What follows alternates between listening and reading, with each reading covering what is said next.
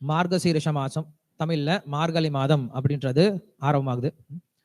கிருஷ்ணர் பகவத்கீதையில தன்னுடைய விபூதிகளை பத்தி சொல்லும் பொழுது மாசானாம் மார்கசீருஷோகம் அப்படின்னு சொல்றார். மாதங்களில் நான் மார்கழி மாதமா இருக்கிறேன் அப்படின்னு சொல்றார். காரணம் என்ன அப்படின்னா, இந்த மார்கழி மாதத்துல ஒருத்தர் ஆன்மீக காரியங்களை அதிகம் செய்ய முடியும் அப்படின்ற ஒரே ஒரு காரணம் தான். எத்தனையோ நல்ல மாதங்கள் நம்ம நினைச்சிட்டு இருக்கோம். தை மாசம் நல்ல மாசம், நிறைய நல்ல மாதம் நடிச்சிட்டு இருக்கோம். ஆனா இருக்கிறதுலேயே ரொம்ப சிறந்த மாதம் மார்கழி அப்படின்னு சொல்றாங்க. காரணம் என்ன அப்படின்னா, கிருஷ்ணர் அந்த மாதத்துல இருக்கார். கிருஷ்ணர் எந்த மாதத்துலாம் கிடையாது. ஓகே, அது பெரிய விஷயம் கிடையாது. அதை பார்த்து ஒன்றும் ஆக போறது கிடையாது. நம்ம கிளாஸ்க்கு கிளாஸ் கவனிக்கலாம். அப்புறம் உங்களுக்கு டைம் கொடுக்குறேன், 1 மணி நேரம் உட்காந்து அது எப்படி கீழே விழுந்துச்சுன்னு சொல்லிட்டு ஆராய்ச்சி பண்ணிட்டு போகலாம். ஸோ அப்ப எல்லா மாதத்துலையும் பகவான் இருக்கும் பொழுது இந்த மாதத்துக்கு மட்டும் ஏன் இவ்வளவு முக்கியத்துவம் பகவான் கொடுக்குறாரு அப்படின்னா, ஏன்னா இந்த மாதத்துல ஒருவர் ஆன்மீக காரியங்கள் அதிகம் செய்ய முடியும். காரணம் என்ன தெரியல. சாஸ்திரம் சொல்லுது, அவ்வளவுதான். சாஸ்திரம் நம்மளுக்கு சொல்லுது, இந்த ஒரு மாதத்துல யார் ஒருவன் அதிக எந்த ஒரு ஆன்மீக காரியத்தை செஞ்சாலும் அவனுக்கு பலன் அதிகம் இருக்குன்னு சொல்லி சொல்லுது. என்ன காரணம் அப்படின்னா, காரணம்லாம் ஒன்றும் தேவையில்லை. ஒருத்தர் கருணை கொடுக்கறதுக்கு காரணம் தேவையில்லை. அதுக்கு பிறகு காரணமற்ற கருணைன்னு சொல்லி சொல்றோம் இல்லையா? காஸ்ட்லெஸ் மெர்சி அப்படின்னு சொல்றது உண்டு. ஒரு கருணையை நம்ம ஏதாவது ஒரு வியாஜத்தை எதிர்கொண்டு கொடுத்தோம் அப்படின்னா அது கருணையா இருக்காது. அவன் ஏதோ செஞ்சிருக்கான், அவனுக்கு கொடுக்குறோம் இல்லையா? அது கருணை ஆகாது. எந்தவித காரணமே இல்லாம நம்ம போய் செய்யறோம் இல்லையா? அதுக்கு பேர் தான் காரணமற்ற கருணைன்னு சொல்லி சொல்றோம். ஸோ சாஸ்திரங்கள் எப்படி இருக்கு அப்படின்னா, காரணமே இல்லாம என்ன பண்ணுது? அது கருணை கொடுக்குது. பொதுவா மக்கள் என்ன பண்ணுவாங்கன்னா, தீபாவளி பொங்கல் வரும்போது என்ன பண்ணுவாங்க? எல்லாருக்குமே ஸ்வீட்ஸ் கொடுப்பாங்க, கிஃப்ட்ஸ் கொடுப்பாங்க, போனஸ் கொடுப்பாங்க. இது நல்ல விஷயம். கொடுக்காம நிறைய பேர் இருக்காங்க, அது வேற விஷயம். ஆனா கொடுத்தா ரொம்ப நல்லா சந்தோஷமா இருக்கும். ஆனா திடீர்னு என்ன பண்றாரு, முதலாளி கூப்பிட்டு, இந்தாப்பா பிடிச்சிக்கப்பா, உனக்கு 1 மாசம் போனஸ் கொடுக்குறேன், ஸ்வீட் கொடுக்குறேன்னு கொடுக்குறாரு. எதுக்கு சார்? சும்மாதான், இதுக்கெல்லாம் போய் கேள்வி கேட்டுட்டு இருக்க, வாங்கிட்டு போ சொல்லி சொல்றாரு. அப்ப அவருக்கு எப்படி இருக்கும்? எதிர்பார்க்காதப்ப இந்த மாதிரி கிடைக்கும் போது ரொம்ப சந்தோஷப்படுவார். அடேங்கப்பா, எதிர்பார்க்கவே இல்லை, இப்படி நம்மளுக்கு கிடைச்சிருச்சே அப்படின்னு சொல்லிட்டு சந்தோஷப்படுவார். இதுக்கு பேர் தான் காரணமற்ற கருணைன்னு சொல்லி சொல்றோம். இதே போலதான் பகவான் என்ன பண்றாரு அப்படின்னா, அப்பப்ப இந்த மாதிரி ஒரு சில விஷயங்களை கொடுத்துட்டே இருப்பார், நம்ம எதிர்பார்க்காதப்ப. ஸோ அப்படி இந்த மாதம் அப்படிங்கிறது எப்படி தொடங்கியது அப்படின்னு கேட்கும் பொழுது, பிருந்தாவனத்துல இந்த சின்ன சின்ன கோபியர்கள்லாம் இருக்காங்க இல்லையா?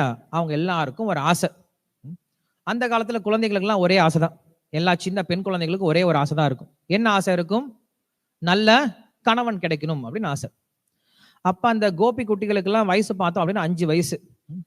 5 வயசுல அவங்களுக்கு என்ன ஆயிடுச்சு? கல்யாணம் பண்ணணும் அப்படின்னு ஆசை வந்துடுது. அவங்களுக்கு கல்யாணம்னா என்னன்னு தெரியாது. ஆனா எனக்கு கிருஷ்ணர் வேணும், கிருஷ்ணர் கூடயே இருக்கணும். அதுக்கு என்னதான் முடியும்? கல்யாணம் பண்ணாதான் முடியும். இல்லைன்னா வீட்டுல யசோதா விட மாட்டேங்கிற. யசோதா பார்த்து திட்டி அனுப்பிச்சிடே, என்னடி எப்பாத்தாலும் வீட்டுல இருக்கீங்க, போங்கடி வீட்டுக்கு போங்கடின்னு சொல்லிட்டு திட்டி அனுப்பிச்சிடுறேன். இதை கல்யாணம் பண்ணிட்டா வீட்டிலே இருக்கலாம் அப்படின்னு சொல்லிட்டு என்ன நினைக்கிறாங்க? எல்லாருமே கிருஷ்ணரை கல்யாணம் பண்ணிக்கணும். 1 2 நினைச்சா பரவாயில்ல, ஊரே நினைக்குது இல்லையா? நான் தான் கிருஷ்ணரை கல்யாணம் பண்ணிக்கணும், நான் தான் கிருஷ்ணரை கல்யாணம் பண்ணிக்கணும் அப்படின்னு சொல்லிட்டு எல்லாம் பேசிக்கிட்டு இருக்கு. கிருஷ்ணர் எனக்கு தான், கிருஷ்ணர் எனக்கு தான், கிருஷ்ணர் எனக்கு தான் அப்படின்னு சொல்லி பேசிட்டு இருக்கு.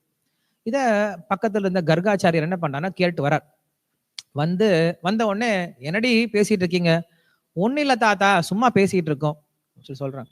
அப்போ அவர் சொல்றாரு, எனக்கு தெரியும் நீங்க என்ன பேசுறீங்க தெரியும். என்ன தாத்தா பேசணும்? நீங்க நினைக்கிறது நடக்கவே நடக்காது அப்படின்ற. ஏன் தாத்தா அப்படி சொல்றீங்க? ஆமாண்டி, நீங்க எல்லாம் காலையில லேட்டா எந்திரிக்கிறீங்க. காலைல 8 மணிக்கு 7 மணிக்கு எந்திரிக்கிறவங்கள கண்டாவே கிருஷ்ணருக்கு பிடிக்காது. ஏன்னா கிருஷ்ணர் காலையில 4 மணிக்குள்ள எந்திரிச்சிருவார். பிரம்ம முகூர்த்தத்துல பகவான் எந்திரிச்சிடுறார். அவர் எந்திரிக்கிறதால அதுக்கு பேர் என்ன சொல்றோம்? பிரம்ம முகூர்த்தம். அவர் எந்திரிச்சிருக்கார். அவர் எந்திரிக்கலாம், அதுக்கு பேர் பிரம்ம முகூர்த்தமே கிடையாது. பிரம்மமே எந்திரிக்கலையே இல்லையா? பிரம்மமே எந்திரிக்காம அது பிரம்ம முகூர்த்தம் ஆகாது. ஸோ அவர் காலையில 4 மணிக்கு எந்திரிச்சுக்குவாரு. அவங்களை கண்டாதான் பிடிக்கும், உங்களெல்லாம் பார்த்தாவே பிடிக்காது. அப்ப சரி தாத்தா, நாங்களும் 4 மணிக்கு எந்திரிச்சிடும், அப்படி வழிக்கு வாங்க. ஏதாவது ஒரு வகையில் என்ன பண்ணிடணும், அவங்கள நல்வழிப்படுத்தணும். கிருஷ்ணர் எப்படியாவது எடுத்துக்க போறார். பட் அவங்க என்ன பண்றாங்க? கிருஷ்ணர் அடைவதற்காக என்ன வேணா செய்ய தயாரா இருக்காங்க. சோ என்ன சொல்றாரு? ஒரு விரதம் இருக்கு, காத்தியாயினி அப்படின்னு ஒரு தேவி இருக்காங்க அந்த ஊர்ல.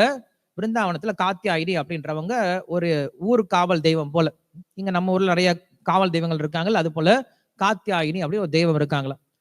அந்த தெய்வத்தை நீங்க என்ன பண்ணுங்க, 1 மாதம் காலையில எந்திரிச்சு குள்ள குழைந்து நீராடின்னு சொல்லி சொல்ற போல, எப்படிப்பட்ட தண்ணி குளிக்கணும்? போய் யமுனையில குளிச்சுட்டு அந்த ஈரத்துணியோட என்ன பண்ணும், அந்த காத்தியாயனுக்கு விரதம் இருந்தீங்க அப்படின்னா 1 மாசத்துல நீங்க நினைச்ச விரதம் நடக்கும் அப்படின்னு சொல்லிட்டாங்க. சொன்ன உடனே இவங்க எல்லாருக்கும் ஒரே சந்தோஷம். ஏன்னா கிருஷ்ணரை அடையவே முடியாதுன்னு நினைச்சிட்டு இருக்கவன் சோம்பேறி. அடையறதுக்கு ஏதாவது ஒரு வழி கிடைச்சது இல்லையா, அதை நினைக்கிறவன் தான் புத்திசாலி. அர்ஜுனன் சொல்றான் கிருஷ்ணர் கிட்ட, கிருஷ்ணா சஞ்சலஹி மன கிருஷ்ணா, மனசு அடக்க முடியாத போல இருக்க கிருஷ்ணா அப்படின்னு சொல்றான். கிருஷ்ணர் திட்டுறாரு, ஏண்டா முடியாதுன்னு நான் ஏன்டா சொல்றேன் அந்த விஷயத்த? முடியாத விஷயத்த நான் சொல்லுவேன் எங்கேயாவது பகவத்கீதையில மெனக்கட்டு? அதுவே முடியாது, நான் ஏன் சொல்லிட்டு இருக்கேன் பகவத்கீதையில? முடியாதுன்னு சொல்லாத, ஒரு வழி கிடைக்க என்ன பண்ண, அந்த வழியை முதல்ல என்ன பண்ண பிடிச்சுக்கோ. எப்படி ஒரு சின்ன பருந்து பண்ணதோ, சின்ன குருவி என்ன பண்ணுதுன்னா, ஒரு குருவி என்ன பண்ணுது, தன்னுடைய சமுத்திரத்தினுடைய கரையில ஒரு மரம் இருக்கு, அந்த மரத்துல சின்ன கூடு கட்டி இருக்கு. அந்த கூட்டுல தன்னுடைய முட்டையெல்லாம் விட்டுட்டு வெளில பறந்து போயிடுச்சு சாப்பிட்றதுக்காக, உணவு சாப்பிட்றதுக்காக, உணவு பொறுக்கிட்டு வரதுக்காக.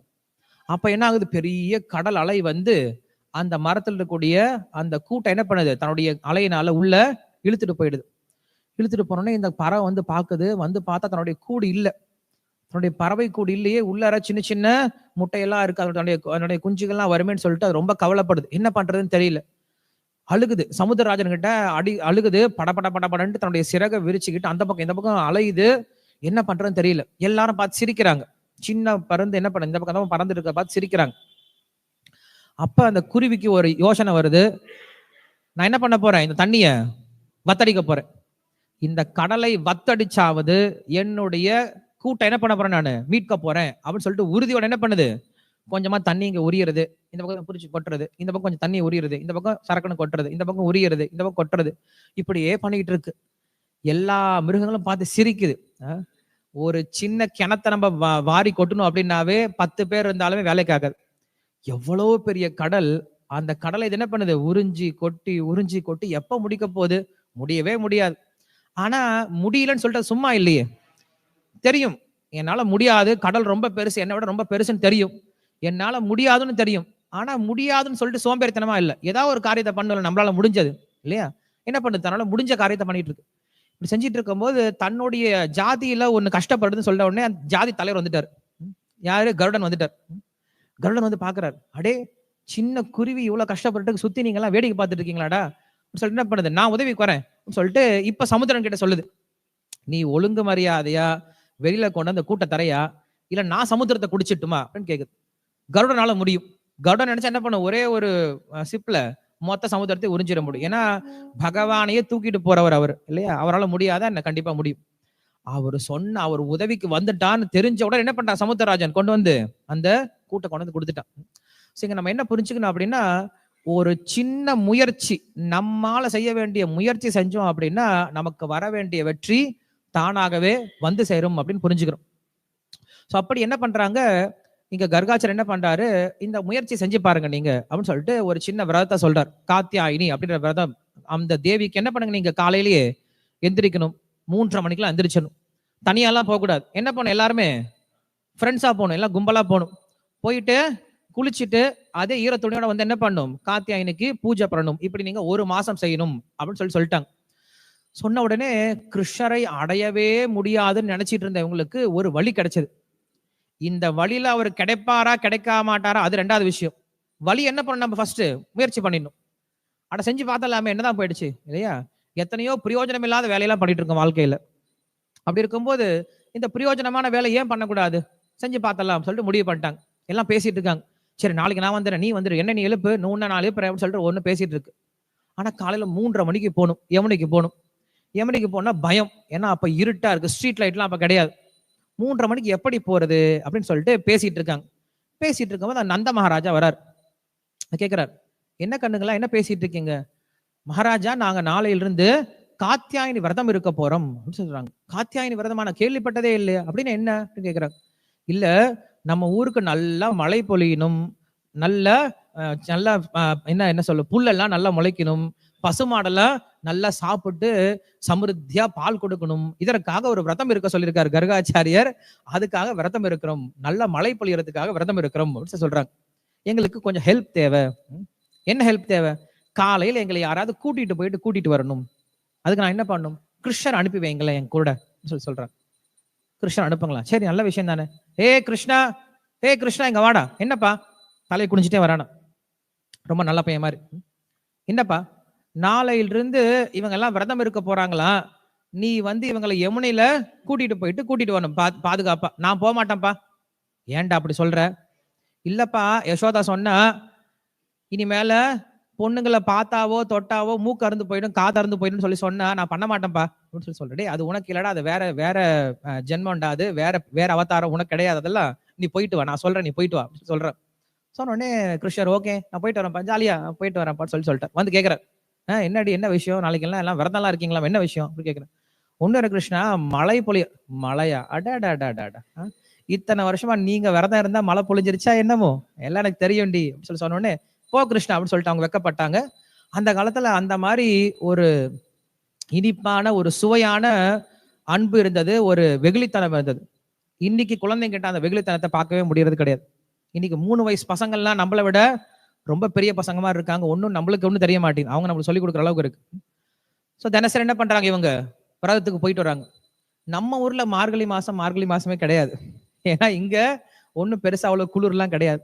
நீங்க விருந்தாவனத்துல மார்கழி மாசத்துல இருந்து பார்க்கணும், அப்போ உங்களுக்கு தெரியும் குளிர் அப்படின்னா என்ன, காலையில சீக்கிரம் எந்திரிக்கிறதுனா என்ன, குளிர்ந்த தண்ணியில குளிக்கிறதுனா என்ன, அந்த குளிச்ச ஈர துணியோட போய் பூஜை பண்றதுனா என்ன அப்படிங்க அப்ப புரியும். இப்ப நம்மளுக்கு ஒன்றும் பெருசா தெரியாது. இப்ப நம்ம ஹீட்டர்ல குளிச்சுட்டு கூட வந்துடலாம், ரூமுக்குள்ள எல்லாம் வெதுப்பா குளிச்சு வந்துடலாம். ஸோ அங்க வந்து -டிகிரில இருக்கும். என்ன பண்றாங்க இவங்க எல்லாம் போயிட்டு தினசரி குளிக்கிறாங்க. 30 நாள் என்ன பண்றாங்க, குளிச்சுட்டு வந்து கார்த்தியாயன் விரதம் இருக்காங்க. விரதம் இருந்த பின்னாடி கிருஷ்ணர் சொல்லியிருக்காரா, நீங்க 30 நாள் யாரு ஒரு நாள் கூட தவறாம வரீங்களோ உங்க எல்லாருக்கும் நான் ஒரு கிஃப்ட் தரேன் அப்படின்னு சொல்லியிருக்காரு. கடைசியில் சொன்னார் இல்லையா, பறை தருவான் அன்று பறை தருவான் கோவிந்தா அப்படின்னு சொல்ற மாதிரி கிருஷ்ணர் சொல்லியிருக்காரு. அந்த பாசுரம் யாருக்கா தெரியுமா? கடைசி பாசுரம், நாராயணன் நமக்கே பறை தருவான். அது எப்படி ஆரம்பிக்கும்? குள்ளை குழந்து இல்ல இல்ல இல்ல, கடைசி பாசனம் எப்படி வரும்? வங்க கடல் களைந்த மாதவனை கேசவனை திங்கத்திலுமுகத்து.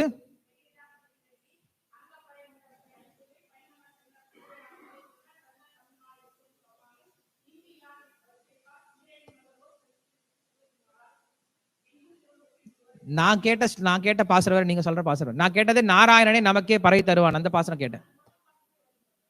அந்த பாசனம் என்னன்னு கேட்கிறேன்.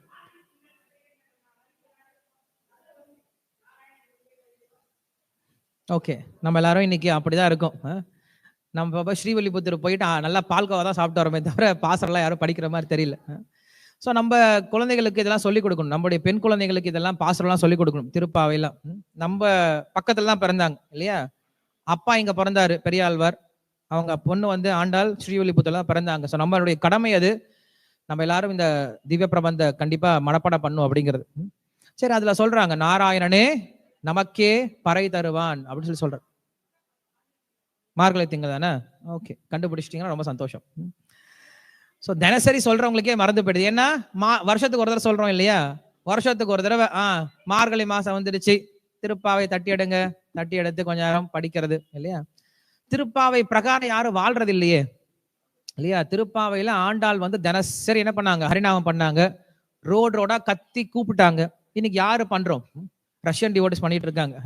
இங்க ரஷ்யன் டிவோட்டிஸ் வந்தாங்க, அவங்க என்ன பண்ணாங்க, ரோடா போறாங்க, அவங்க போய் கீர்த்தனை பண்றாங்க, மக்களுக்கிட்ட சொல்லி கொடுக்குறாங்க, பாட சொல்றாங்க. நம்மளால எல்லாரும் போனை வச்சுதான் இருக்காங்க, யாரும் பாட மாட்டேங்கிறாங்க. எல்லாருக்கும் போன் ஒன்று கையில ஒன்று கிடைச்சிருச்சு, எல்லாரும் போனை வச்சுட்டே இருக்காங்க. சரிவே.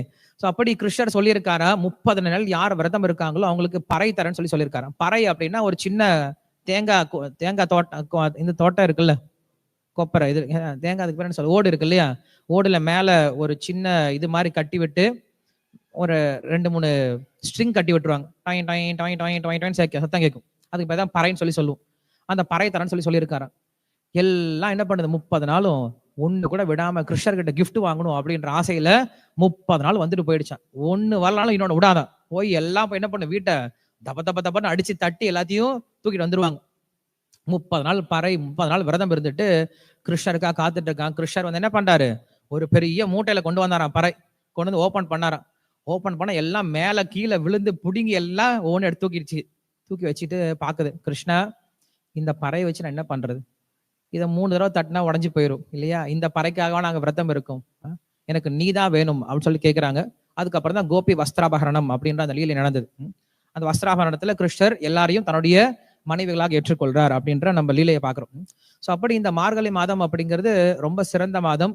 யாரெல்லாம் கிருஷ்ணரை தன்னுடைய நாதனாக அடையணும் நினைக்கிறாங்களோ, யாரெல்லாம் கிருஷ்ண பக்தி அடையணும் நினைக்கிறாங்களோ அவங்களுக்கு இது ரொம்ப உகந்த மாதம்.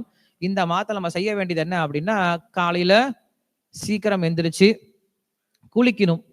நைட்டே குளிக்காம நைட்டியோட கோலம் போட்டுட்டு படுத்து தூங்கிட்டு காலையில 6 மணிக்கு போட்டோ எடுத்து மார்கழி மாசம் கோலம் போட்டேன்னு சொல்றது கிடையாது இல்லையா? நிறைய பேர் அதுவும் பண்றாங்க. இப்ப நைட்டே கோலம் போட்டு வச்சிடறாங்க, காலையில மார்கழி கோலம். பக்கத்து வீட்டுல என்ன விட பெரிய கோலம் போட்டு எப்ப காலைல 3 மணிக்கு எந்திரிச்சுப்பாலோ, அதெல்லாம் கிடையாது. நைட்டே அவங்க போட்டு படுத்துட்டாங்க இல்லையா?